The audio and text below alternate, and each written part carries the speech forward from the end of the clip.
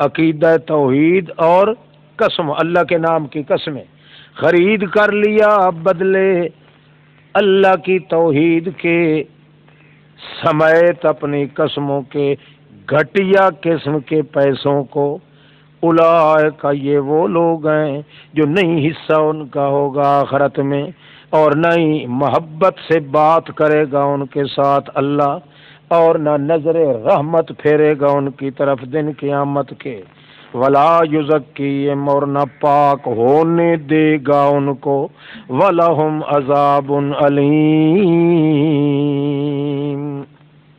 وَإِنَّ مِنْهُمْ لَفَرِيقًا، خباثت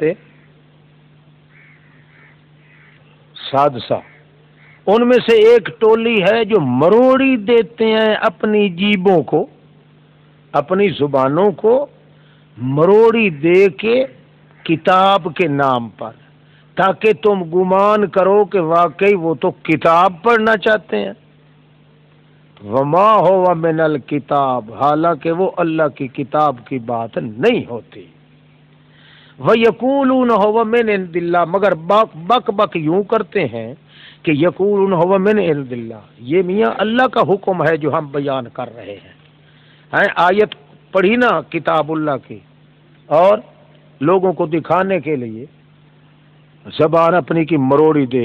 آج کل یہ مشرک اسی طرح کرتے ہیں، بے دین لوگ لوگوں کی آنکھوں میں دھول جھونکنے کے لیے جھانسا یہ دیتے ہیں، کوئی نہ کوئی آیت پڑھ دی، اس کے بعد پھر شروع ہو گیا بزرگوں سے یہ سنا ہے، فلاں نے یہ کیا ہے، فلاں یہ ہو گیا، فلاں روایت میں یہ آتا ہے، وہ آتا ہے، اور پھر کیا کہتے ہیں، دیکھو اللہ رسول کی باتیں ہم تمہیں بیان کر رہے ہیں، اگر نہ مانو تو پھر اللہ رسول کا انکار کرنے والے ہو۔ تو اسی لیے شاہ ولی اللہ نے لکھا ہے کہ اگر یہودیوں کا اصل نمونہ دیکھنا ہو تو آج کل کے علماء دیکھ لو، عیسائیوں کا اصل نمونہ دیکھنا ہو تو آج کل کے کتے گدی نشین جو ہیں ان کو دیکھ لو، ساری عادتیں جتنی یہودیوں کے اندر تھیں عیسائیوں کے اندر، سب کی سب ان مولویوں اور پیروں کے اندر موجود ہیں۔ ہاں جی، ہاں ٹھیک کہہ رہا ہے فوز کبیر میں، ہاں جی، ما کان لبشر ان یؤتیہ اللہ، فتح الخبیر جو ہے نا ان کی تفسیر اس کے اندر ہے، فوز الکبیر جو بعد میں چھپی ہے شاید اس میں نہ ہو، فتح الخبیر کے اندر، ہاں وہ پرانا چھاپا ہے، ہاں بعد چھاپوں کے اندر کوئی نہیں ہے نا، بہرحال فتح الحبیر جو ہے اس میں تو ہے نا، ما کان لبشر، اوے نہیں، ما کان لبشر ان یؤتیہ اللہ الکتاب، نہیں شان کسی بشر کی، یہ کانا جو ہے بمعنی شان ہے، قصہ اور شان، یہ چوتھا قسم ہے کانا کا، کانا تاما، کانا ناقصہ، کانا زائدہ، کانا شانہ، شان والا، قصے والا، ما کانا نہیں شان کسی بشر کی کہ دے اس کو اللہ کتاب بھی اور دین کی حکمت بھی، نبوت بھی، پھر لوگوں کو کہتا پھرے کہ میری عبادت کرنے والے بن جاؤ اللہ کے بغیر، نہ نہ، شان پیغمبر کی یہ ہے کہ وہ یوں کہتا ہے کونو ربانیین، ہو جاؤ تم وہابی بن جاؤ، بما کنتم تعلمون الکتاب، بس اب اس کے جو ہو تم پڑھتے کتاب کو، اور اس کے جو ہو تم آپس میں تکرار مدار کیا کرتے، مرد ربانی بن جاؤ، مرد مولائی بنو، ایک اللہ کے بن جاؤ۔ وہ یہ نہیں کہتا کوئی پیغمبر بھی کہ میری عبادت کرو، میری سورو پکار کرو، اگر یہ لوگ کہتے ہیں تو یہ جھوٹ بکواس کرتے ہیں۔ ولا یامرکم، اور یہ بھی نہیں حکم کرتا کوئی رسول کہ وہ تمہیں یہ کہے کہ تم بنا لو فرشتوں کو نبیوں کو اپنا رب بنا لو، یا امرکم، کیا تمہیں وہ مشورہ حکم یہ دے گا کفر کا بعد اس کے کہ ہو تم مسلمان؟ یہ تو سیدھا کفر ہے، کسی غیر اللہ کو رب بنانا یا معبود بنانا یہ تو کفر ہے۔ کفر کی تعلیم شیاطین تو دے سکتے ہیں، اللہ کے پیغمبر تو نہیں دیتے۔ اور جس وقت پکڑا اللہ نے وعدہ نبیوں سے، میثاق النبیین، تمام نبیوں سے وعدہ پکڑا، لما آتیتکم من کتاب و حکمہ، کہ البتہ جب، لما اے اذا، لما البتہ جب دوں گا میں تم کو کتاب اور حکمت، پھر آ جائے تمہارے پاس رسول مصدقون، رسول آ جائے تمہارے پاس جو تصدیق کرنے والا ہو اس دین کی جو تمہارے پاس ہوگا، جو تمہارے، اس دین کی جو تمہارے پاس ہوگا۔ معلوم ہوا اہل کتاب میں سے کئی لوگ ایسے ہیں نا، وہی اوت الکتاب ہی نکلیں گے جن کے پاس وہی دین ہے جو یہ قرآن بیان۔ یہاں رسولوں کو خطاب ہے، یہاں تو نبیوں کو کہا جا رہا ہے نا، مصدق لما معکم، یعنی وہی دین وہ لائے گا جو دین تمہارے پاس ہوگا۔ یہاں کتاب کی تو بات ہی نہیں ہے، نبیوں سے وعدہ لیا جا رہا ہے اور نبیوں کو کہا جا رہا ہے تمہارے پاس نبی آئے گا، اسی دین کو لائے گا اور اس دین کی تصدیق کرے گا جو تمہارے پاس دین ہوگا، ہے۔ اب یہ تعبیر قرآن کی جہاں آتی ہے مصدق لما معکم، اس کا مطلب یہی ہوتا ہے کہ قرآن اس دین کی تصدیق کرتا ہے جو دین تمہارے پاس ہے، چاہے کتاب کی شکل میں ہو چاہے دل کی شکل میں ہو، جس تختی پہ بھی ہو، بہرحال قرآن اسی کا مصدق بن کے آئے گا۔ امام ابن حزم ظاہری نے الملل والنحل میں لکھا ہے، کتاب الملل والنحل فی الاہواء، اس میں لکھا ہے کتاب الفصل والنحل والملل، اس میں لکھا ہے کہ مسلمان اس کو خوب مانتے ہیں کہ واقعی اہل کتاب کے ایک طبقہ کے پاس وہی دین تھا جو دین اللہ کے انبیاء علیہ السلام نے آ کے اس کی تصدیق کی، خاص طور پہ ہمارے پیغمبر نے جس دین کی تصدیق کی تھی اور آپ کی کتاب نے، وہ ان کے پاس موجود تھا، یہود و نصارہ کے پاس موجود تھا۔ ہاں جی، ہاں کوئی پتہ نہیں بھائی، صفحہ نہیں لیا، پکا پکایا کھانے والا شوقین مفسر، کتاب الفصل فی الاہواء والنحل، کتاب الفصل والملل فی الاہواء والنحل۔ ہاں جی، مصدق المعاملہ تؤمن النبی، تو پھر مان جانا اس کو اور نصرت کرنی اس کی۔ قال اقررتم، پھر فرمایا کیا اقرار کرتے ہو تم اور لیتے ہو تم اوپر اس کے وعدہ میرا؟ وہ کہنے لگے اقررنا، ٹھیک ہے ہم نے اقرار کیا۔ اللہ نے فرمایا پھر گواہ ہو جاؤ، میں بھی تمہارے ساتھ گواہ ہونے والوں میں سے ہوں۔ فمن تولی بعد ذلک، پس جو بھی منہ پھیر گیا اس کے بعد فاولئک هم الفاسقون۔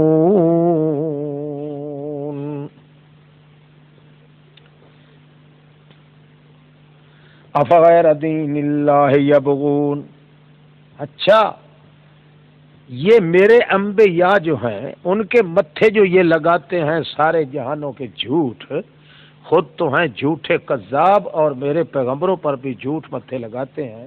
ہم پوچھتے ہیں ان سے افغیر دین اللہ یبغون، کیا سوائے اللہ کے دین کے کوئی اور دین تلاش کرتے تھے انبیاء؟ یبغون کا فاعل انبیاء، یہ جو ان پہ تہمتیں لگاتے ہیں حضرت ابراہیم یہودی تھا اور نصرانی تھا اور یہ تھا وہ تھا، یہ نرے بکواس ہے۔ کیا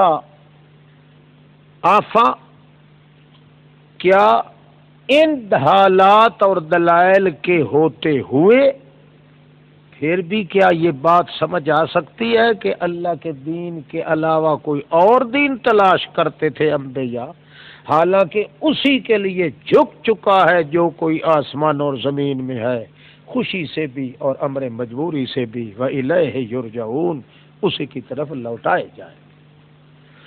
قُلْ آمَنَّا بِاللَّهِ وَمَا أُنزِلَ عَلَيْنَا، تو فرما دے ایمان لائے ہم اللہ کے ساتھ اور جو کچھ اتارا گیا ہے اوپر ہمارے، جو کچھ اتارا گیا اوپر ابراہیم کے، اسماعیل کے، اسحاق، یعقوب، اسباط کے، وَمَا أُوتِیَ موسیٰ، اور جو دیا گیا موسیٰ کو، عیسیٰ، والنبیون من ربهم، تمام نبی اپنے رب کی طرف سے، ہم کسی ایک کے درمیان فرق نہیں کرتے، لا نفرق بین احد منہم ونحن له مسلمون، اے مخلصون فی العبادت، اور جو بھی تلاش کرتا ہے اسلام کے علاوہ کوئی دین، فلن یقبل منہ، اس سے قطعاً قبول نہیں کیا جائے گا، وہو فی الآخرۃ من الخاسرین، اور وہ آخرت میں خسارے پانے والوں میں سے ہوگا۔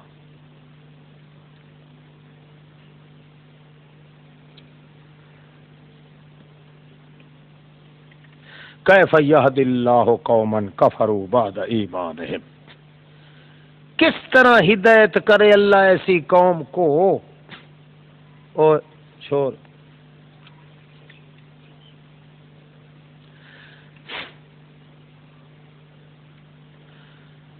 کیفا سیگا کون سا ہے؟ اصل میں کیا تھا کیفا؟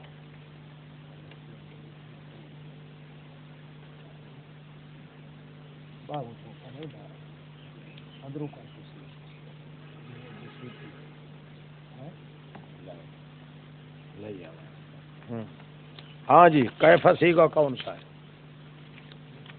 اصل میں کیا تھا کیفا؟ 1000 روپیہ انعام ملے گا جو بتا دے گا اصل میں کیفا کیا تھا۔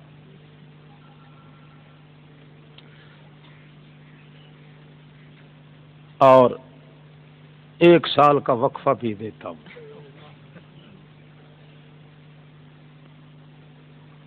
کسی عالم سے پوچھ کے بتا دیں یا خود بتا دیں کیفا اصل میں کیا تھا۔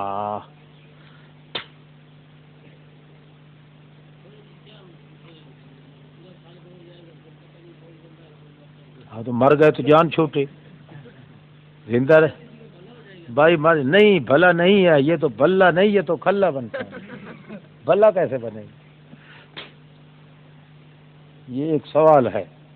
کیفا اصل میں کیا تھا؟ 1000 روپیہ انعام اور 1 سال کا وقفہ، خان دیتا ہے، لے جاؤ وقفہ لے جاؤ۔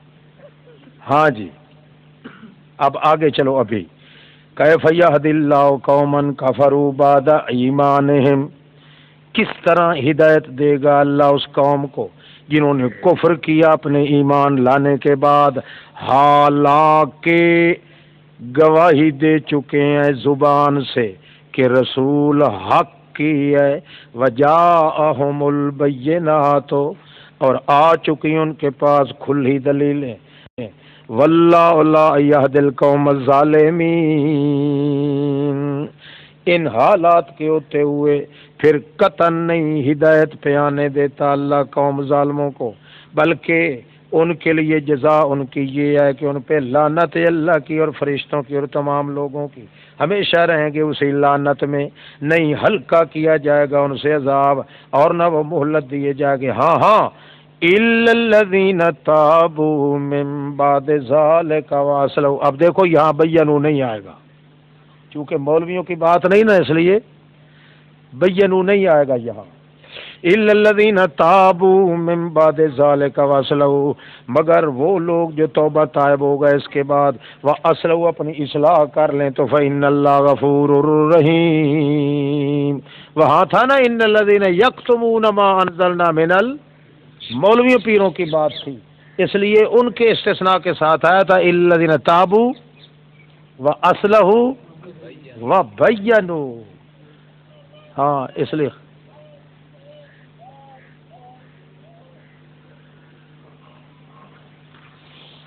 ہاں جی ان الذین کفروا بعد ایمانہم، تحقیق وہ لوگ جنہوں نے کفر کیا اپنے ایمان کے بعد، ثم ازدادوا کفرا، پھر بڑھتے چلے گئے کفر میں، لن تقبل توبتہم، ہرگز نہیں قبول کی جائے گی ان کی توبہ، یہی لوگ ہیں ضالون۔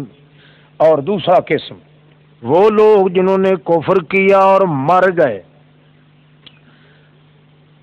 کفر کافرو، پہلے بھی کافرو تھے، یہ بھی کافرو، پھر دو حکم کیوں بیان کیے، دو آیات میں کیوں ذکر کر دیا؟ ان الذین کفروا بعد ایمانہم ثم ازدادوا کفرا لن تقبل توبتہم واولئک هم الضالون۔ ان الذین کفروا وماتوا وهم کفار فلن یقبل من احدهم ملء الارض، پہلے وہ تھے جنہوں نے کفر کیا اور پھر زندگی کافی ملی اور اس زندگی میں مسلسل کفر کرتے رہے، مسلسل کفر کرتے رہے۔ اور دوسرے وہ لوگ ہیں جنہوں نے کفر کیا مگر مسلسل کفر نہیں کیا کیونکہ وہ مر گئے تھے، البتہ مرتے ہوئے وہ تھے کافر اسی طرح۔ ان کے اندر اور ان کے اندر، دونوں کے اندر یہی کچھ فرق ہے کہ پہلے لوگ اپنی زندگی میں اصرارن کفر کرتے رہے 60 سال تک، 100 سال تک، 50 سال تک، بعد میں جا کے مرے تو وہ بھی صحیح، مگر اصرار کفر کا ان کا تھا۔ یہ دوسری پارٹی جو ہے ان الذین کفروا وماتوا وهم کفار، جنہوں نے ایک مرتبہ کفر تو لیا ہے کر، اب اس کے بعد مسلسل نہیں کر سکے، ان کو وقفہ نہیں ملا، صرف وہ کیا ہوا ہے، مر گئے ہیں، کفر کر کے مر گئے ہیں۔ تو اب اس شرط کے ساتھ کہ واقعی جب مرے ہیں تو کافر تھے، ان کے لیے فلن یقبل من احدہم ملء الارض ذهبا، مقصد کیا ہے کہ کفر جو ہے اس کی سزا برابر ہے، چاہے تھوڑا کفر ہو چاہے زیادہ کفر ہو، اصرار کے ساتھ ہو یا بغیر اصرار کے ہو، مرتن واحد ہو یا مرات کثیرہ کے ساتھ ہو، کفر ہر حال میں ایسا ہے کہ اس کفر کی سزا جو ہے اس کے اندر فرق نہیں آتا کہ اس کافر کی تھوڑی سزا ہو، کم ہو، اس کی زیادہ ہو، ایسا نہیں ہوتا۔ ہاں جی فَلَن يُقْبَلَ مِنْ أَحَدٍ مِلْءُ الْأَرْضِ ذَهَبًا وَلَوِ افْتَدَىٰ بِهِ، اگرچہ وہ فدیہ دینا چاہیں ہرگز نہیں قبول کیا جائے گا ان سے ملء الارض، زمین کا منہ بھرا ہوا سونا، والا وفتدا بی، اگرچہ وہ فدیہ دینا چاہیں اس کے ساتھ، اولئک لہم عذاب علیم وما لہم من ناصرین،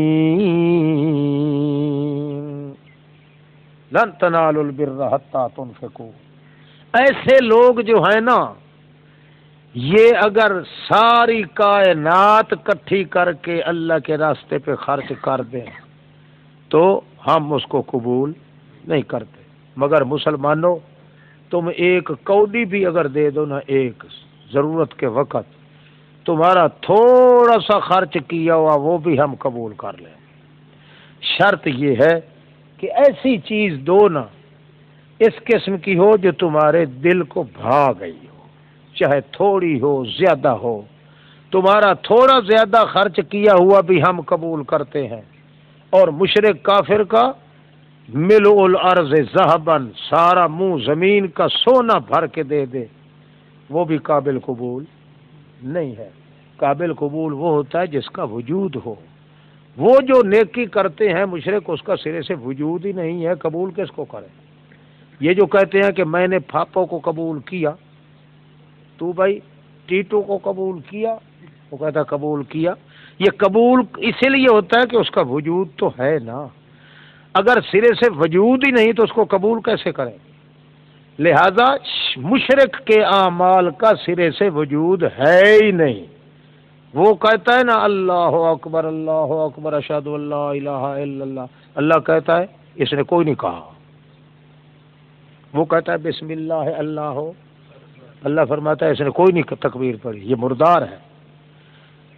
کیوں؟ اس لیے کہ اس کا عمل سرے سے جب ہے ہی نہیں، اس کا وجود ہی کوئی نہیں، لا یقدرون علی شیء مما کسبوا، جس طرح وہ چکنے پتھر پہ مٹی پڑی ہو اور اس کے اوپر بارش پڑ جائے موسلا دھار تو وہ پتھر بالکل چٹا کلیئر ہو جاتا ہے اور اس پہ چکناہٹ بھی ختم ہو گئی، مٹی بھی ختم ہو گئی۔ ایسے ہی مشرک کے اعمال ہیں کہ جب اللہ کی قہر کی آتی ہے نا وہ باری اور قیامت آئے گی تو وہ قیامت والی جو کڑیاں اللہ کے قہر کی ہوں گی نا، اس کے یہ عمل والا وجود بالکل پتھر کی طرح صاف ہوگا، نہ عمل کی چکناہٹ ہوگی نہ نیکیوں کی کوئی مٹی ہوگی، کچھ بھی نہیں، اس کا وجود بھی جو کوئی نہیں، تو اس لیے اس کو قبول بھی نہیں کیا جائے گا۔ اور تمہارے اندر چونکہ وجود ہے نیکی کا، یعنی اللہ کی توحید ہے، اس لیے تھوڑا خرچ کرو گے، اپنا محبوب قسم کی چیز خرچ کرو گے، تھوڑی سے تھوڑی ہوگی تب بھی ہم قبول کریں۔ ہرگز نہیں پا سکتے تم، لن تنالوا البر، نہیں حاصل کر سکتے تم حقیقی نیکی کو، حتیٰ کہ خرچ کرو اس سے جو تمہیں پسند ہے، اور نام نہیں لیا، یعنی کوئی حقیر سی چیز بھی دے دو پر شرط ہے کہ تمہیں ہو وہ پیاری۔ وما تنفقوا من شیء، اور یار جو کچھ ہی تم اگر خرچ کر دو نا، فإن اللہ بہ علیم، اللہ خوب جانتا ہے کہ مومن آدمی تو صدق دل سے ہی کرتے ہیں نا، اوپر سے تو مومن نہیں خرچ کرتے۔ کل الطعام، ہاں اب آ گئے بے ایمان لوگ، اب دلائل تو ان کے پاس ہو گئے ختم، اب فقہ کا ڈھونگ رچا کے اور فقہی مسئلے چھیڑتے ہیں، کسی طرح پہلی بات ختم ہو جائے، ایک دوسرا اندھا دھونگ پھیرن شروع ہو گئے۔ کیا کہتے ہیں جی بات چھو، یہ جو ہے نا حضرت یعقوب علیہ السلام اور ان کی شریعت سے یہ بات چلی آ رہی ہے کہ اونٹ کا گوشت کھانا کیا ہے؟ حرام ہے، اور یہ موسلے کہتے ہیں کہ یہ گوشت کا کھانا حلال ہے، پھر ہم کیسے اتفاق کر سکتے ہیں؟ اتفاق تو راہ در کنار اور مارکا، دیکھو نا ہمارے مذہب میں ہے کہ بالکل یہ گوشت جو اونٹ کا ہے یہ حرام ہے، اور یہ ہماری ضد پہ کہتے ہیں کہ گوشت کھانا اس کا حلال ہے۔ دیکھو نا کم از کم ہمارے اماموں، ہمارے بزرگوں، ہمارے اکابرین نے مسلسل یہ روایت لکھی ہے کہ واقعی یہودیوں اور نصرانیوں تمام کے تمام جتنے تھے اہل کتاب، ان کے مجب میں یہ لکھا ہوا ہے، مجبی بات ہم کرتے ہیں کہ اس میں گوشت اونٹ کا بالکل حلال نہیں ہے۔ اس قسم کی باتیں اب شروع کر کے یہ چاہتے یہ ہیں کہ روڑا اٹکائیں، اصل بات ختم ہو جائے۔ اور مناظرہ کر رہا تھا نا میں ایک بریلوی کے ساتھ، مولوی منظور اویسی ہے، اب بھی زندہ ہے، ابھی پھرتا ہے، میں نے اس سے پوچھا بھائی تو جو سائل ہے اس لیے جو سائل ہے وہ اپنا سوال خود پڑھے تو تب جواب لے۔ اچھا، اب اس کے ساتھ ایک دوسرا مولوی بیٹھا تھا، اس کا استاد تھا، مقصود اس کو کہتے ہیں۔ اس نے دیکھا بھئی یہ گرفت کر رہا ہے، پکڑ رہا ہے، کیونکہ انہوں نے سوال لکھ کے دیے تھے مجھے، بھئی یہ 30 سوال ہیں، ان کے جواب آپ دے دیں لکھ کے، ہم واپس چلے جائیں۔ وہ ادھر ایک ہے جگہ ہے گودپور سیال، ادھر ہو رہا تھا۔ میں نے اسے کہا بھئی بات یہ ہے، سائل تو ہے؟ کہ جی ہاں۔ میں کہ اگر سائل ہے تو قرآن میں آتا ہے اما السائل فلا تنہر، سائل کو دڑکا نہ دو۔ سائل زبان سے سوال کرے گا تو تب بھی دڑکا آ سکتا ہے نا۔ اگر تو مسلمان ہے اور سائل ہے تو قرآن کے مطابق تو اپنا سوال خود پڑھ۔ اس نے مجھے کہا تجھے اللہ کا نام ہے، روضہ رسول کا واسطہ ہے، فلاں بزرگوں کا واسطہ ہے، پانچ تن کا واسطہ ہے، تو خود پڑھ بھی اور خود جواب بھی لکھ۔ میں نے کہا پھر ایسا کرو کہ تم یہ لکھ دو کہ جو دن قیامت کے کافروں کے منہ پر مہر ماری جانی ہے وہ تیرے دل پہ اور زبان پہ آج ہی دنیا میں اللہ نے مار دیا۔ الیوم نختم علی افواہہم وتکلمنا ایدیہم وارجلہم، لکھ دے۔ جب میں نے کہا نا اس کو لکھ دے، کہنے لگا او تجھے خدا کا واسطہ ہے، پنج پیر کا واسطہ ہے اور روضہ رسول کا واسطہ ہے، تو خود پڑھ بھی صحیح اور لکھ۔ میں نے کہا پھر ایسا کرو، سوال تمہارا ہے یا نہیں؟ اب اسے پتا تو، دوسرے ساتھ والے کو پتا تھا نا کہ یہ لفظ بول رہا ہے نا سوال کا، اور ادھر اس کو یہ گرفت کر رہا ہے کہ جلدی پڑھو تاکہ میں ایک ایک پڑھتے جاؤں، میں تیرا جواب دیتا جاؤں۔ اس نے سوچا بھئی اس بات کو الجھاؤں، اس لیے اس کو یوں کر کے کہتا ہے آپ پوچھیں نا ان سے لفظ سوال ہوتا ہے کہ سوال ہوتا ہے۔ تھا وہ بڑا حرامی تھا وہ دوسرا تو اس کے ہتھے بھی بات چڑھ گئی، وہ بھی کہنے لگا ہاں جی علامہ صاحب آپ کہہ رہے ہیں سوال سوال سوال، لفظ سوال ہے؟ میں نے کہا نہیں، لفظ تو ہے سوال، پھر آپ کیوں بولتے ہیں؟ میں نے کہا اس لیے آپ چونکہ باطل پرست ہیں، اس لیے سوال باطل پرستوں کے لیے ہوتا ہے۔ بل سولت لکم انفسکم امرا سے ہے، اس لیے کہتا ہوں چونکہ تم بے دین اور باطل پرستوں کے لیے سوال ہے اور حق پرستوں کے لیے سوال ہوتا ہے۔ خیر یعنی اس نے الجھانے کی کوشش کی کہ کسی طرح وہ اگلی بات ختم ہو جائے اس میں، اگر فوری جواب مجھے نہ سوجھتا تو بہرحال وہ الجھن میں بحث پڑ گئی تھی۔ ایسا کرتے ہیں۔ خیر بہرحال میں نے بات اس کو کہا بھائی اچھا ٹھیک ہے، میں خود پڑھتا بھی ہوں، جواب بھی دیتا ہوں، مگر آپ سائل نہ بنے۔ اس نے کہا میں کیا بنوں؟ بڑی مخلوق تھی، 8-10 ہزار کا اجتماع بھی تھا، وہ جلسہ ہو رہا تھا، جلسے کے دوران وہ آ گئے، کتابیں بھی سر پہ اٹھا کے اور ساتھ اپنے استاد شاگرد سارے لے کے ادھر آ گئے۔ انہیں خیال یہ تھا کہ زبانی منازع چونکہ ہونا نہیں ہے، اس لیے وہ سوال لکھ کے لے آئے، کتابوں کی گٹھڑیاں بھی ساتھ لائے، کہنے لگے اگر آپ کہیں کہ سوال غلط ہے تو میں ان اکابرین دیوبند کی کتابوں سے سوال دکھا بھی سکتا ہوں کہ واقعی ان کا یہی عبارات لکھی ہوئی۔ بہرحال میں نے اس کو کہا پھر آپ سائل نہ بنے تو آپ مستفتی بنے۔ اس نے کہا کیسے؟ میں نے کہا آپ لکھیں ادھر کہ جناب شیخ الحدیث و تفسیر علامہ مولانا احمد سعید خان صاحب مفتی اعظم پاکستان، یہ اس سوالوں کے اوپر لکھیں ہیڈنگ، اور نیچے اپنے دستخط کریں کہ مستفتی جو ہے یہ مولوی منظور احمد اویسی فیضی ہے۔ اس نے جب دیکھا نا بھائی یہ تو مطلب اڑ گیا، مجھے پھنسا رہا ہے، مگر اس کے باوجود یہاں اس کے بات سمجھ نہ آئی، اس نے اوپر یہی الفاظ لکھ دیے۔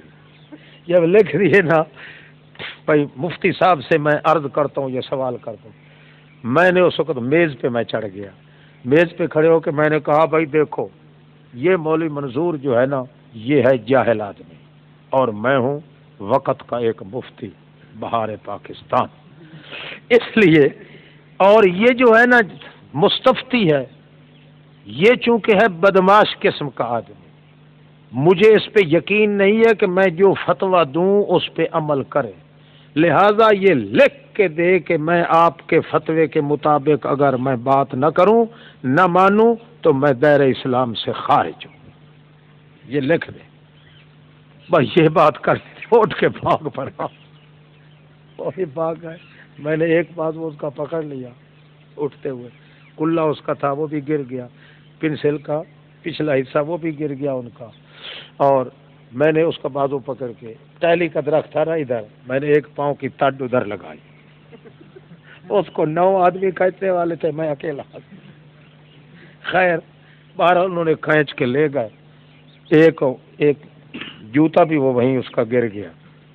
پھر خیر دوسرے لوگ اٹھ کھڑے، انہوں نے کہا، مجھے کہنے لگے، میں پیچھے اٹھ کے اس کے دوڑنے لگا نا، تو مجھے وہ ابراہیم خان ایک تھا، اس نے کہا علامہ صاحب آپ کی شکایت ہے، آپ نے دوڑے، آپ اس کو پکڑتے۔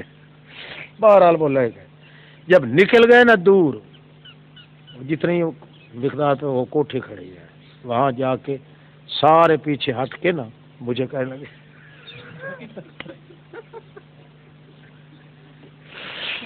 اچھا اس مقصود نے اس کو جا کے کہا جب بیٹھے نا اپنی جگہ پہ، بھئی یار تو نے یہ کیا کیا ہے؟ اس نے کہا یار میرا دماغ ٹھیک نہیں رہا، تو اس نے چکر دے دیا، مجھے چکر دے دیا، میرا دماغ نہیں ٹھیک رہا۔ تو بات یہ تھی نا اصل میں کہ بات چل رہی ہو تو وہ بعض اوقات آدمی درمیان میں اس رنگ میں بولتے ہیں نا تاکہ الجھ جائے، اصل مسئلہ رہ جائے، اور دوسری خلط ملط کر کے غیر متعلقہ بحث کو چلا دیا جائے۔ یہی طریقہ اب یہودیوں نے کیا ہے کہ ویسے تو لاجواب ہو گئے تھے، مگر اب صرف یہی گوشت کھانے والی بات آ گئی۔ مشرک کی عادت ہوتی ہے ہمیشہ کھانے پینے کی چیزوں پہ ہی آ کے اڑتا ہے، اور کوئی سلسلہ نہیں ہے۔ اس کا جواب دے رہے ہیں کہ کل الطعام کان حلا لبنی اسرائیل۔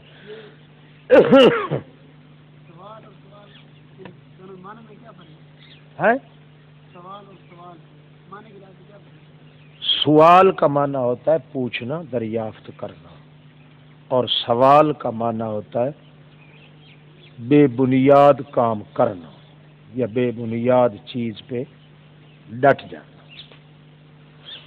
کل الطعام کان حلا لبنی اسرائیل، ہر قسم کے کھانے وہ حلال تھے بنی اسرائیل کے لیے۔ کون کہتا ہے بے ایمان کہ وہ حرام تھے؟ ہاں سوائے اس کے جو حرام کیا تھا خود یعقوب نے اپنے طور پر اپنے اوپر، پہلے اس کے کہ اتاری جاتی تورات۔ رہا یہ کہ حضرت اسرائیل نے یعنی یعقوب علیہ السلام نے کوئی شریعت کے لحاظ سے حرام کیا تھا؟ نہیں، انہوں نے تو یہ کہا تھا کہ ارک النساء کی مجھے ہے مرض، لئن آفاہ اللہ، اگر اللہ کریم نے مجھے اس مرض سے نجات دے دی تو محبوب کھانا جو میرا ہے میں اس سے وہ محبوب کھانا چھوڑ دوں گا۔ ان کو محبوب تھا یہ گوشت اونٹ کا کھانا، تو چونکہ وہ یہ کہہ رہے تھے کہ میں یہ کہہ رہا ہوں، اللہ سے وعدہ کر رہا ہوں، لئن آفاہ اللہ من ھذا المرض لترکت الطعام المحبوبہ، محبوب قسم کا کھانا جو ہے میں اس کو چھوڑ دوں گا۔ اللہ کریم کی توفیق سے مرض ارک النساء والی، جس کو آج کی بولی میں ریگ حلوا کہتے ہیں، ارک النساء والی جب وہ ختم ہو گئی تو انہوں نے سوچا بھائی میں نے یہ کہا تھا، وعدہ کیا تھا، اس لحاظ سے محبوب ترین گوشت میرے نزدیک ہے کس کا؟ اونٹ کا، اس لیے میں نہیں کھاؤں گا۔ بس اتنی بات تھی، نہ کوئی شرعی مسئلہ تھا، نہ کوئی اللہ کا حکم تھا۔ پھر چلتے چلتے ان کی نسلوں میں بعد میں یہودیوں عیسائیوں نے اس کو سرے سے دین بنا لیا، حقیقت صرف یہی کچھ ہے، اور یہ تورات کے نازل ہونے سے بھی پہلے کی بات ہے۔ قل فاتوا بالتورات، اب تو فرما لے آؤ نا تورات، فتلوہا ان کنتم صادقین، پڑھو اس کی تلاوت کرو اگر تم سچے ہو تو۔ کہاں اللہ کا حکم ہے؟ یہاں لکھا ہوا ہے کہ اونٹ کا گوشت کھانا کیا ہے؟ حرام ہے۔ فمن افترى علی اللہ الکذب، جو گھڑ لیتا ہے اللہ پہ جھوٹ اس کے بعد، پھر اس جیسا اور ظالم کون ہوگا؟ یہ تھوڑا تمہارا ظلم ہے۔ قل صدق اللہ، آپ فرمائیں اللہ نے 16 آنے سچ کہا ہے، واقع بڑے ظالم ہیں اور بڑے کمینے ہیں۔ صدق اللہ۔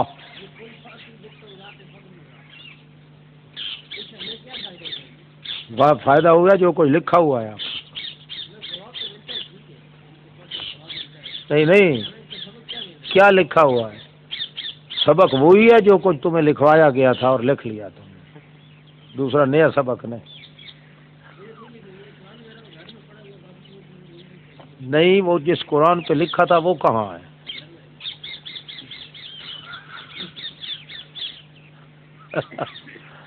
بڑا بخیل آدمی ہے، وہ خزانہ بنا کے الٹا وہ قرآن پاک تو ہونا چاہیے تھا تاکہ تصدیق ہوتی جاتی ہے۔ وہ گھر رکھنے کا فائدہ کیا؟ اب یہ نئی بات ہوگی اور وہ نئی بات معلوم ہوگی، اس کا فائدہ کیا؟ ہاں بھائی، یہ سوال کرو، کیا سوال؟ بھائی اصل بات یہاں یہ ہے، قل فأتوا بالتورات فاتلوہا، گویا یہ ایک شکل مناظرے کی تھی، شکل ایک مناظرے کی تھی نا۔ وہ مدعی تھے اس بات کے کہ ہماری تورات میں شرعی حکم ہے کہ گوشت اونٹ کا کھانا حرام ہے، یہ دعویٰ تھا نا ان کا۔ پہلے دعویٰ تو ان کا مانو نا، دعویٰ ان کا یہ تھا، مدعی تھے وہ، مسلمان تھے، مجیب سائل، اور وہ مدعی تھے یہودی۔ وہ کہتے تھے ہماری شریعت کی کتاب تورات کے اندر یہ حکم شرعی لکھا ہوا ہے کہ اونٹ کا گوشت کھانا حرام ہے، ٹھیک ہے۔ وہ تھے مدعی، دعوے دار تھے، اور مسلمان تھے، مجیب تھے، سائل تھے۔ جو مجیب ہوتا ہے وہ منکر ہوتا ہے، مدعی جو ہوتا ہے وہ مثبت ہوتا ہے۔ دعویٰ کرنے والا جو ہوتا ہے وہ چیز کے اس بات کا دعویٰ کرتا ہے کہ میرا یہ حکم جو ہے وہ ثابت ہے، اس لیے دلیل دینا اس پہ فرض ہوتا ہے۔ جو منکر ہے، مجیب ہے، سائل ہے، اس کے ذمے دلیل دینا نہیں ہوتا، اس کے ذمے ہوتا ہے سوال کرنا۔ کیا کرنا؟ نقض پیش کر سکتا ہے، یہ تیرا دعویٰ غلط ہے، اس دعوے کو صحیح کرو، اس میں دلیل پیش کرو، وغیرہ وغیرہ، ٹھیک ہے۔ اب اللہ کریم نے مجیبوں کو جواب سکھایا ہے مسلمان سائلوں کو کہ قل فأتوا بالتورات، ان کو کہو دعویٰ تمہارا ہے، اس لیے دلیل دینا تمہارے ذمے ہے، لہذا جس کتاب کا تم دعویٰ کر رہے ہو کہ اس میں لکھا ہوا ہے کہ یہ اونٹ کا گوشت کھانا حرام ہے، وہ کتاب لاؤ، اور کتاب بھی لا کے فتلو، اس کی تلاوت کرو۔ کیا کرو؟ صرف تلاوت کرنے میں تمہارا دعویٰ ثابت ہو جائے، اور سوچنا کوئی نہ ہو، نہ تعویل کرنی پڑے، نہ سوچنا پڑے، نہ کو مقدمے تمہیدی باندھنے پڑے، نہ الفاظ کے معنی مفہوم کرنے پڑے، بلکہ فتلوہا، صرف تم تلاوت کرتے جاؤ اور تمہاری تلاوت کرنے میں تمہارا دعویٰ موجود ہو.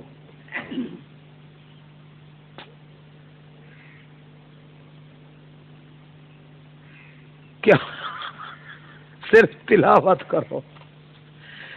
یہ مجیب کو انداز سکھلا رہے ہیں اللہ کریم کہ کسی کافر مدعی سے، کسی مشرک مدعی سے، کسی بے ایمان مدعی سے اگر ٹاکرا ہو تو اس سے مطالبہ یوں کیا کرو کہ جس چیز کا تمہارا دعویٰ ہے لے آؤ، وہ نص قطعی پیش کرو، اللہ کی کتاب پیش کرو، مگر اس کا معنی تم نہیں کرو گے، تشریح تم نہیں کرو گے، خود اس نص قطعی کے الفاظ سے تمہارا دعویٰ ثابت ہو جائے. مثال کے طور پر آپ نے دعویٰ کیا ہے، کافر نہیں آپ، مسلمان نے ایک دعویٰ کیا ہے کہ مردے نہیں سنتے، مردے نہیں سنتے، یا آپ نے دعویٰ کیا ہے کہ قبر والے نہیں سنتے، یہ دعویٰ ہے نا آپ کا. اب جو دوسرا مجیب ہے یا سائل ہے وہ آپ پہ سوال کرتا ہے کہ تو نے یہ جو دعویٰ کیا ہے کہ قبر والے نہیں سنتے، وہ ایسی نص اللہ کی کتاب کی پیش کر جس کے تلاوت کرنے سے ہی معلوم ہو جائے کہ مردے نہیں سنتے، تشریح کرنے کی ضرورت نہ ہو. تو آپ فٹ پڑھ دیں گے ما انت بمسمع من فی القبور. بے شک اس کا ترجمہ کرو، تلاوت کرنے سے ہی پتہ چل رہا ہے کہ مردے سنتے نہیں ہیں. یا ان تدعوہم لا یسمعوا دعا کو، یا انما یستجیب الذین. بہرحال اسی طرح جو شخص دعویٰ کرتا ہے، مدعی بنتا ہے کسی حکم کے لیے کہ یہ کام ہے یا یہ کام نہیں ہے. مثلا ایک شخص کہتا ہے دکھاؤ مشرک کی ذبیحہ جو ہے وہ حلال ہے، ایک دعویٰ کرتا ہے. آپ ہیں سائل، آپ سوال کریں گے کہ آپ اس پہ کوئی نص پیش کریں جس نص کے پڑھنے سے ہی پتہ چل جائے کہ واقعی مشرک کی ذبیحہ حلال ہے. تو اسے چاہیے پھر کہ وہ ایسی آیت پڑھے جس آیت سے نص قطعی کے طور پہ عبارت کے اندر پتہ چل جائے کہ مشرک کی ذبیحہ ہے. کوئی مدعی جو دعویٰ کرے، اب جو مدعی دعویٰ کرے اور دعویٰ بھی کرے اللہ کی کتاب مقدس سے کہ اللہ کی کتاب میں یہ لکھا ہوا ہے مردے سنتے ہیں، مشرک کی ذبیحہ حلال ہے، نبی پاک پہ جادو ہو گیا، یہ ہو گیا، وہ ہو گیا، نبی حاضر ناظر ہے، غائب دان ہے، مشکل کشا ہے، پیروں کی نظر نیاز اور 11ویں دینی چاہیے، یہ کرنا چاہیے، وہ کرنا چاہیے. جو دعویٰ کرے گا اس مدعی کو آپ یہ صرف نہیں کریں گے کہ قرآن کی آیت پیش کرو، اگر کریں گے تو مار کھائیں گے آپ یہ کہیں گے فتلوہا، آیت وہ پیش کرو جس آیت کے پڑھنے سے ہی تمہارا دعویٰ ثابت ہو جائے، وہاں تشریح کرنے کی ضرورت. ہاں جب آپ یہ کہیں گے نا فبہت الذی کفر، کافر کا گاٹ پھٹ جائے گا. کہاں سے لائے گا وہ ایسی نہ کرتا ہے. اچھا یہ فائدہ ہے اس آیت کا، قل فأتوا بالتوراۃ فتلوہا. قرآن پاک نے ایک دوسرے مقام پہ فرمایا ایتونی بکتاب من قبل ھذا او اثارۃ من علم ان کنتم صادقین. چلو جی، فاتبعوا ملت ابراہیم حنیفا وما کان من المشرکین. پیچھے چلو ملت ابراہیم کے جو حنیف تھا، مشرک نہیں تھا. ان اول بیت وضع للناس. اب دوسرا شبہ جو تھا ان کا وہ تحویل قبلہ پر، اس کی حقانیت بیان کی جا رہی ہے، یعنی صداقت نبوت. سب سے پہلا گھر جو بنایا گیا، مقرر کیا گیا لوگوں کے لیے، وہ بیت المقدس تو نہیں، البتہ وہ ہے جو مکے کے اندر موجود ہے. للذی ببکہ، مکہ کے اندر نرا برکت والا، وہدن اور موجب ہدایت عالمین ہے، تمام جہانوں کے لیے ہدایت. اسی بیت اللہ کے اندر بڑی بڑی نشانیاں ہیں، کھلی نشانیاں، جس سے معلوم ہوتا ہے کہ بیت المقدس تو اس کے اندر اتنی فضیلت نہیں جتنی فضیلت بیت اللہ کے اندر ہے. ایک تو مقام ابراہیم، اس کے اندر ابراہیم علیہ السلام کے کھڑے ہونے کی جگہ بھی موجود ہے.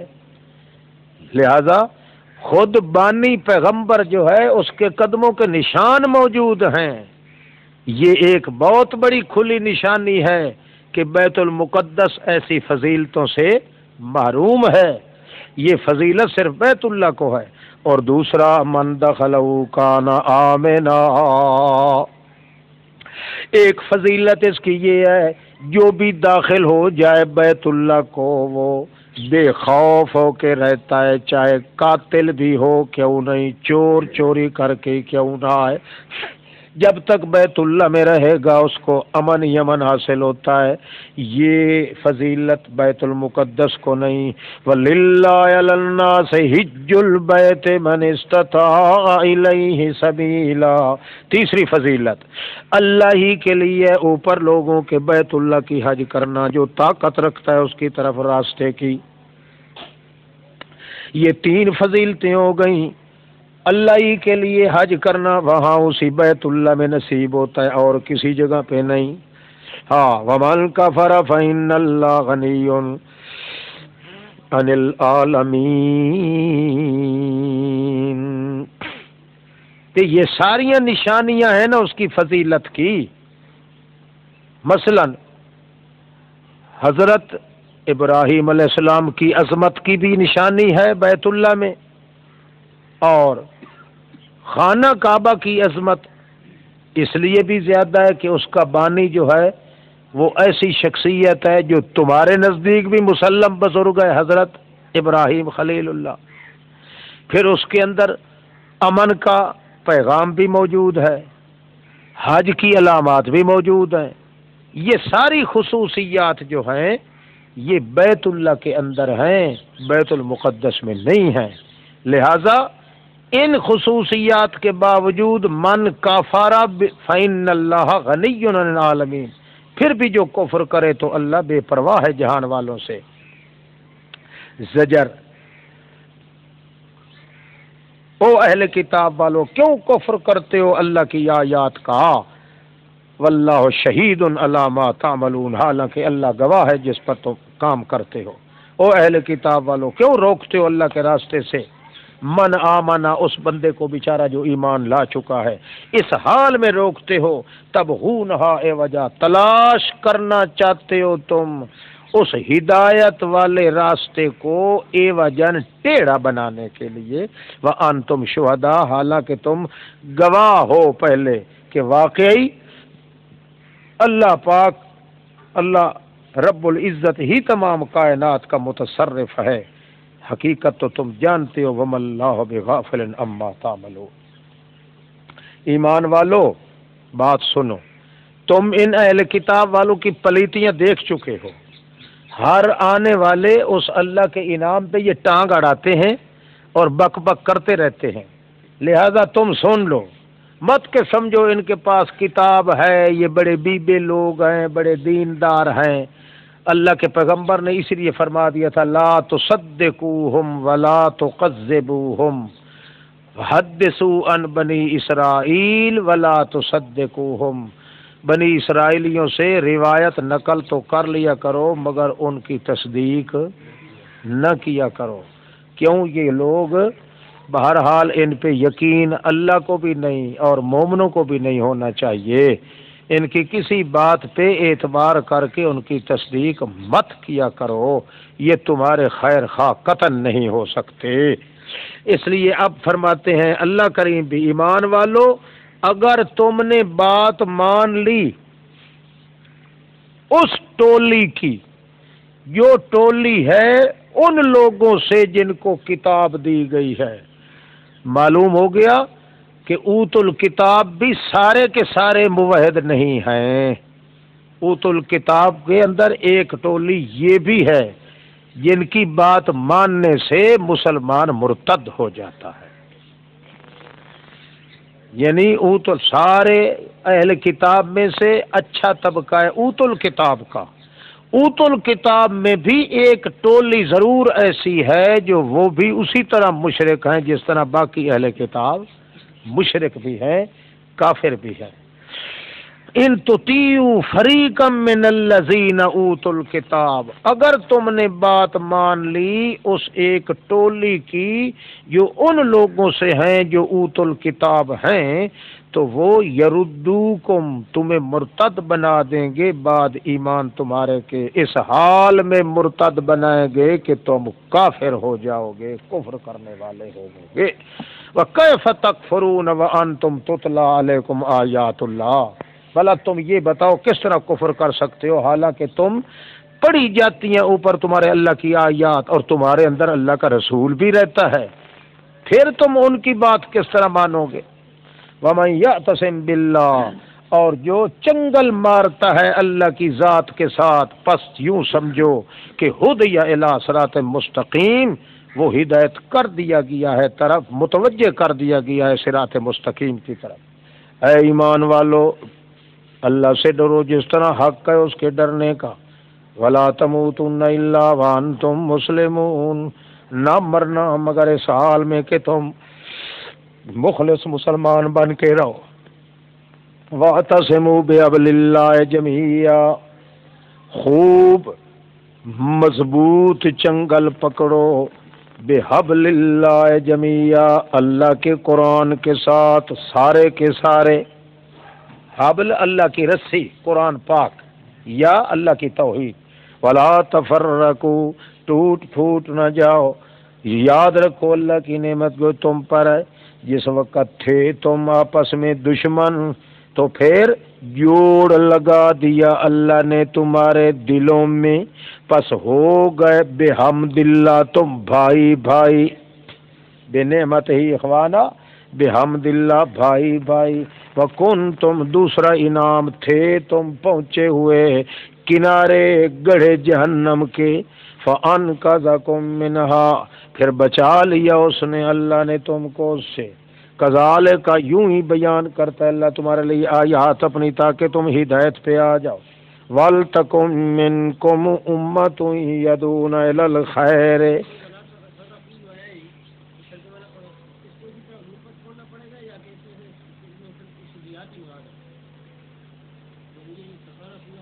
ہاں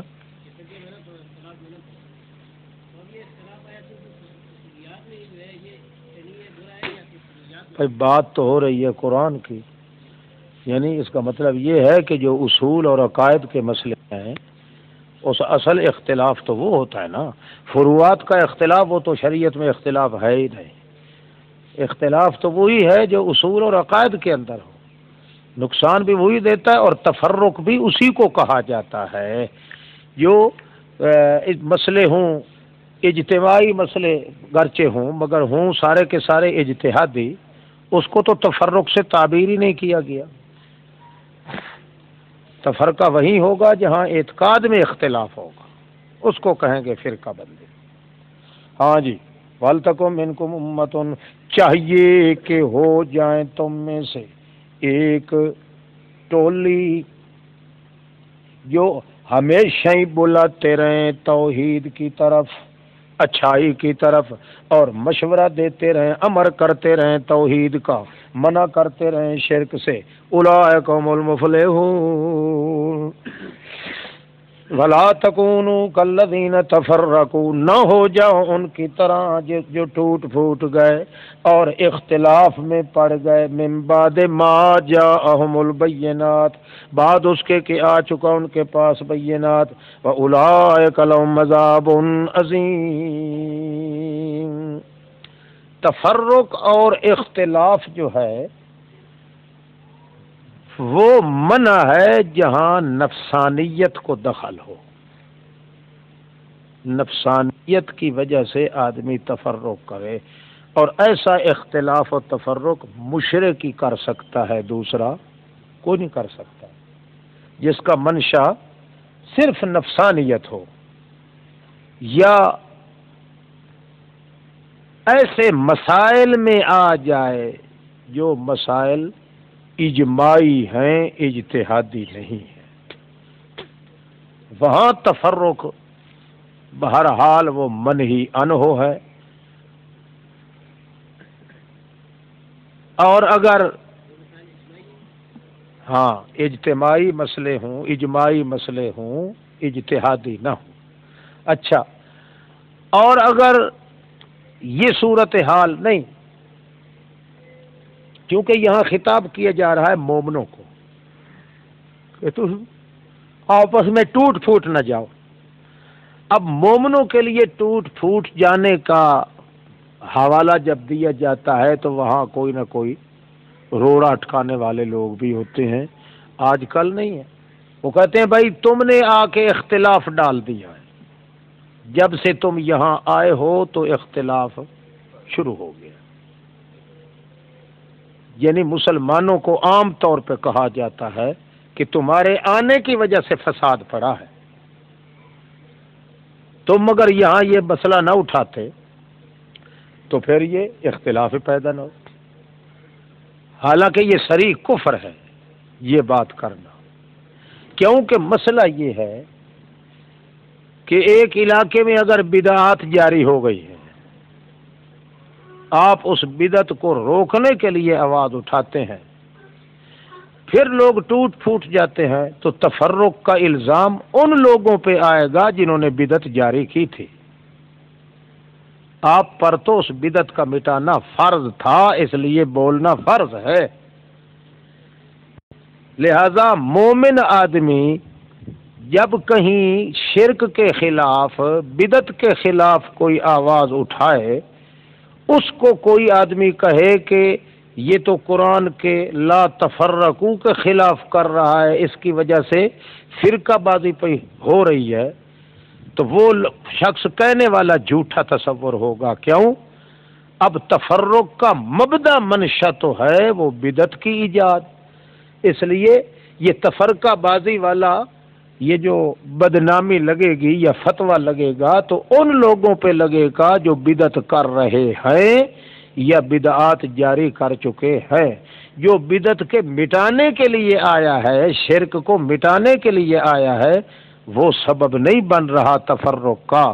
لہذا اس سے کوئی مسلمان یہ نہ سمجھے کہ اللہ نے چونکہ تفرق بازی سے منع کیا ہے اس لیے یار میں یہ مسئلہ یہاں بیان نہیں کرتا، تو وہ اصل کافر وہی ہوگا، اصل منافق وہی ہوگا۔ کیوں؟ جبکہ اسے یہ پتہ ہونا چاہیے کہ یہ مجھ پہ جو فرض ہے وہ یہ ہے کہ تم علیکم انفسکم، تم اپنی جانوں کو تیار رکھو اللہ کی توحید یا دین بتانے کے لیے۔ اب تم پہ تو فرض ہے، تم اپنا فریضہ ادا کر رہے ہو، آگے لوگ مان جائیں اختلاف نہ کریں تو فرقہ بازی بھی نہیں ہوگی۔ اب انکار کر رہے ہیں تو وہ کر رہے ہیں، تفرقہ بازی تم کس طرح ڈال رہے ہو؟ تم پہ تو تبلیغ کرنا فرض ہے نا، اس لیے فریضہ ادا کرنے والے آدمی کو دوسرا کوئی کہے یا وہ خود یہ سمجھے کہ یار یہاں اختلاف ہوتا ہے مجھے خاموش ہونا چاہیے، چند دن کے بعد پھر بیان کریں گے، تو یہ اسی طرح بے ایمان ہے جس طرح وہ بدعت کفر شرک کرنے والا بے ایمان۔ تفرقہ بازی متھے لگے گی تو اس کی جو تفرقے کی بنیاد رکھ رہے ہیں، تفرقے کی بنیاد اور مبدا منشا ہے بدعت کا جاری کرنا یا شرک وغیرہ کا جاری ہو جانا۔ انہیں چاہیے تھا کہ وہ شرک جاری نہ کرتے، یا جب انہیں کوئی روکنے والا آیا تو چاہیے تھا کہ وہ بدعت چھوڑ دیتے، انہوں نے چھوڑا نہیں بلکہ ان کے ساتھ الٹا لڑائی شروع کر دی ہے، تو آج تفرقے کا سبب تو وہی شرک اور بدعت ہی بنی نا۔ وہ جو شخص منع کرنے والا ہے اس کے ذمے کس طرح لگایا جا سکتا ہے؟ عام طور پہ ہمارے اپنے ساتھی جو ہوتے ہیں وہ کہتے ہیں جی مسئلہ تو ٹھیک ہے مگر اس تفرق بازی سے ہم ڈرتے ہیں کہ یہاں جدائی نہ پڑ جائے، اختلاف نہ پیدا ہو جائے، اس لیے ذرا ہم دھیمے دھیمے چل رہے ہیں اور کلی دبا کے نہیں رکھتے، اس لیے کہ خواہ مخواہ ٹوٹ پھوٹ نہ پیدا ہو جائے۔ یہ بات کہنے والے وہ اصل قرآن مقدس کی اس آیت کے منکر ہیں اور کافر ہیں۔ کیوں؟ وہ سالم قرآن تو کہہ رہا ہے کہ تم دعوت دو، دعوت دو، دعوت دینی چاہیے اور اپنے اوپر لازم کر لو، پھر وہ اس دعوت کے مقابلے میں اپنی حکمتیں اور مصلحتیں بیان کرنا شروع کر دے، تو اس کا مطلب یہ ہے کہ اصل منکر تو کتاب اللہ کا یہ ہے نا، جو جان بوجھ کر اس کے خلاف کر رہا ہے۔ ہزارہ لوگ ایسے ہوتے ہیں وہ کہتے ہیں جی بالکل بات صحیح ہے، ہمارے دل میں بھی ہے، ہمارا عقیدہ بھی یہی ہے اور ہم کریں گے بھی صحیح، مگر فی الحال اصل حالات کا تقاضا یہ ہے، ابھی مخالف سر پہ چڑھائی کر رہے ہیں، ہمیں اتفاق سے رہنا چاہیے، چند دن کے بعد جو ہے تو وہ شروع کر دیں گے، اگر ہم ابھی سے کر دیں تو یہ حرامی ہم سے نکھٹ جائیں گے، یہ کہیں گے بھائی نہیں نہیں یہ تو وہابی ہیں، اس واسطے کتے بلے سارے اکٹھے ہو کے اسلام کی دیوار تیار کرنے لگ جاتے ہیں، اور الٹا نوست یہی پڑتی ہے۔ جو لوگ اپنی جماعت بندی کے لیے ہر فرقے کو دعوت دے لیتے ہیں نا، شیعہ بھی آ جائے، بریلوی بھی آ جائے اور وہ حیاتیہ بھی آ جائے، یہ بھی آ جائے، کیوں؟ ہمارے مشن کو جو قبول کر لینا بس وہ بالکل ہمارے اندر آ جائے۔ ایسے لوگ جتنی طاقت بھی اکٹھی کر لیں، کچھ عرصہ کے بعد ایک کے ساتھ دوسرا نہیں رہنے دیتا اللہ پاک، سب تباہ و برباد ہو جاتے ہیں۔ جماعت وہی پھل پھول سکتی ہے جو نظریات کے لحاظ سے بھی پختہ ہو اور افراد کے لحاظ سے بھی اسی نظریے میں پختگی ہو۔ مختلف الفیال والالوان قسم کے لوگ جماعت میں اگر رل جائیں تو تھوڑے ہی عرصے کے بعد وہ جماعت ٹوٹ پھوٹ جاتی ہے، تباہ و برباد ہو جاتی ہے۔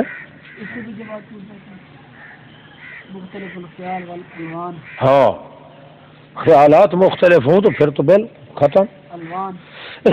الوان لون طبیعت کو کہتے ہیں نا، مختلف طبائع ہوں۔ تم کہتے ہو لون یہ ساوا پیلا رنگ ہوتا ہے،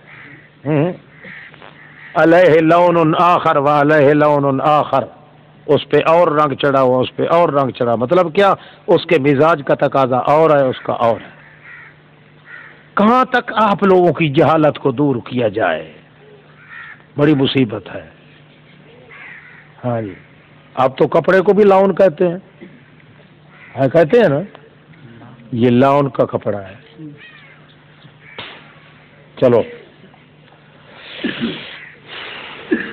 یوم تبیض وجوہ و تسود وجوہ، اور جس دن چٹے ہو جائیں گے چہرے اور جس دن سیاہ کالے ہو جائیں گے چہرے، اے پر وہ لوگ جن کے منہ بالکل مکالے ہو جائیں گے، ان سے کہا جائے گا اکفرتم بعد ایمانکم، بولو کیا تم نے کفر کیا تھا ایمان کے بعد، یعنی مرتد ہو گئے تھے؟ فذوقوا العذاب بما کنتم تکفرون واما الذین ابیضت وجوہہم، اے پر وہ لو،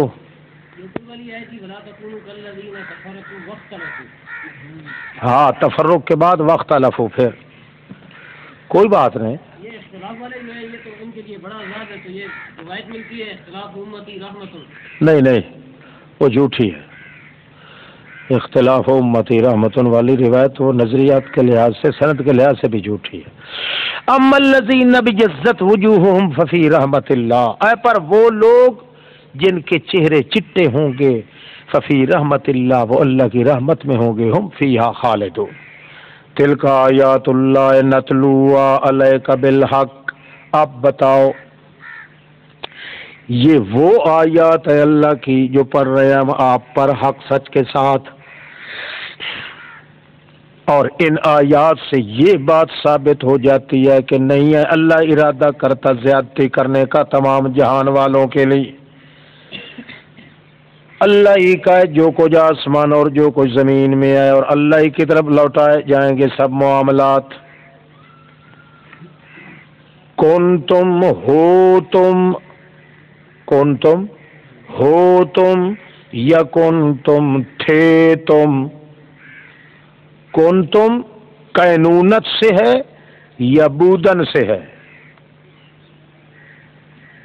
بودن یا کینونت؟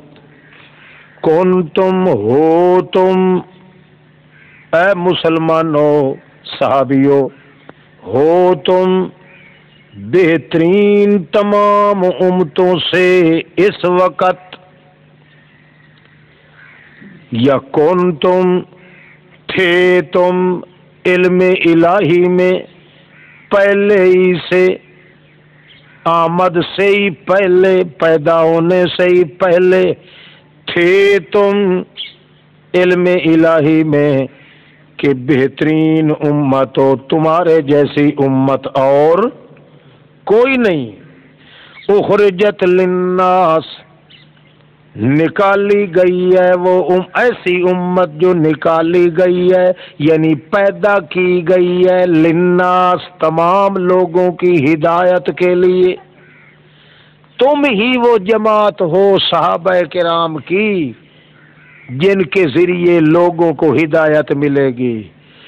یعنی قانون تو یہ تھا کہ پیغمبروں کے ذریعے ہدایت ملتی ہے، مگر تمہارے اوپر نبوت کا اور پیغمبری کا وہ رنگ چڑھا ہوا ہے کہ تمہارے ذریعے بھی باقی کائنات والوں کو ہدایت ملتی ہے۔ اخرجت للناس تأمرون بالمعروف، کس طرح امر کر رہے ہو تم لوگوں کو توحید کا، اعرف المعارف هو التوحید، اعرف المعارف توحید، وتنہون عن المنکر، اور روک رہے ہو تم شرک سے، انکر المناکیر والشرک، وتؤمنون باللہ، اور مانتے ہو اللہ کو، ولو آمن، اور اگر مان لیتے اہل کتاب والے بھی، لکان خیر لہم، ان کے لیے بہتر ہوتا، ان میں سے کئی تو مومن بن چکے ہیں، منہم المؤمنون، ان میں سے کئی تو مومن ہیں، کئی تو کیا ہے، وَأَكْثَرُهُمُ الْفَاسِقُونَ، اور اکثر ان کے کافر ہی ہیں، مومن کے مقابلے میں الفاسقون درجہ کامل۔ لَن يَضُرُّوكُمْ، اور اگر یہ خطرہ ہو آپ کو، یہ خطاب صحابہ کے بعد باقی امت میں آ سکتا ہے جی؟ ہاں آیا باقی امت کو بھی یہ فضیلت حاصل ہو سکتی ہے جی؟ کس طرح؟ معروف و نہی منکر کا کام کرے تو ہاں تو کیوں نہیں ہو سکتی؟ لَن يَضُرُّوكُمْ إِلَّا أَذًى، یہ فضیلت ہے، اور بے وقوف یہ تو مشن ہے۔ یہ فضیلت نہیں، ہاں وہ فضیلت تو وہ ہے اخرجت للناس، یعنی تم تمام کائنات کے لوگوں کی ہدایت کا ذریعہ ہو، یہ فضیلت۔ اب اس ذریعے کا کے اندر ساری چیزیں آ جاتی ہیں، تبلیغ بھی آ جاتی ہے، سیرت بھی آ جاتی ہے، کردار بھی آ جاتا ہے، گفتار بھی آ جاتی ہے، رفتار بھی آ جاتی ہے، قرآن بھی آ جاتا ہے، پیار بھی آ جاتا ہے۔ وہ تو ساری چیز ہے نا جی، جامع معنی چیز ہے نا۔ فضیلت اصل یہ ہے کہ جس طرح پیغمبروں کے ذریعے ہدایت ہوتی ہے لوگوں کو، تمہارے ذریعے بھی لوگوں کو ہدایت ہوتی ہے۔ اور یہ ہدی للناس، اخرجت للناس، کافۃ للناس، مثابۃ للناس، یہ ساری صفتیں، کوئی قرآن کی صفت ہے للناس، کوئی بیت اللہ کی صفت ہے للناس، پیغمبر کی صفت ہے للناس، اور وہی فضیلت والی صفت اخرجت للناس اصحاب رسول کے لیے بھی۔ تبلیغ والے کہتے ہیں کہ عیسائیت کے مصداق ہم ہیں اس دور میں۔ بے شک کہیں، ٹھیک ہے، اگر قرآن قبول کرتا ہے تو بن جائے، ہاں قرآن پاک اگر قبول کرتا ہے تو بے شک ہو جائے وہ۔ اگر قرآن کہتا ہے چکھے چکھے، ایسی بات نہیں ہے، کیوں؟ قرآن پاک نے صاف کر دیا تامرون بالمعروف اعرف المعارف هو التوحید، اللہ کی توحید ہے، اور یہ اللہ کی توحید والا سلسلہ تو یہاں ہے ہی نہیں. ہاں تؤمنون باللہ ولو آمنا لن یضروکم الا اذى، اگر یہ تمہیں شبو کہ یہ کیا کریں گے، یہ تو تکلیف دیں گے، غالب آ جائیں گے لوگ، کیونکہ اکثریت ہے مشرکین اور کافروں کی، تو جواب یہ ہے لن یضروکم الا اذى، ہرگز نہیں تکلیف پہنچا سکتے تم کو سوائے معمولی دکھ کے. وَإِن يُقَاتِ، یہی بکواس شکواس کریں گے، مولوی ایسے ہیں جی، یہ توحید والے ایسے ہیں ویسے ہیں، بس چھوٹی موٹی سنی سنائی ان کی بکواسات کی وجہ سے تمہیں تکلیف ہوگی، باقی تمہارے نزدیک نہیں آتے. توبہ انہیں پتہ نہیں کہ لٹریشن ہوگا. وَإِن يُقَاتِلُوكُمْ يُوَلُّوكُمُ الْأَدْبَارَ، اگر لڑیں گے تمہارے ساتھ تو پیٹھ دے کے دوڑ پڑیں گے واپس منہ کر کے. ثُمَّ لَا يُنصَرُونَ، پھر ان کی اتنی پول پرشاد ہوگی کہ ان کی امداد اور نصرت کرنے والا کوئی نہیں ہوگا. ہاں تمہیں تکلیف کیوں نہیں دے سکتے، یہ اس کی علت یہ ہے کہ ضربت علیہم الذلۃ، مار دیا گیا ہے ٹھپا ان پر ذلت کا. اینما ثقفوا، جہاں بھی پائے گئے وہ، الا بحبل من اللہ، ہاں اللہ کی توحید والا رشتہ جو ہے اس رشتے کی وجہ سے، وحبل من الناس، اور اسلامی عقیدے والا رشتہ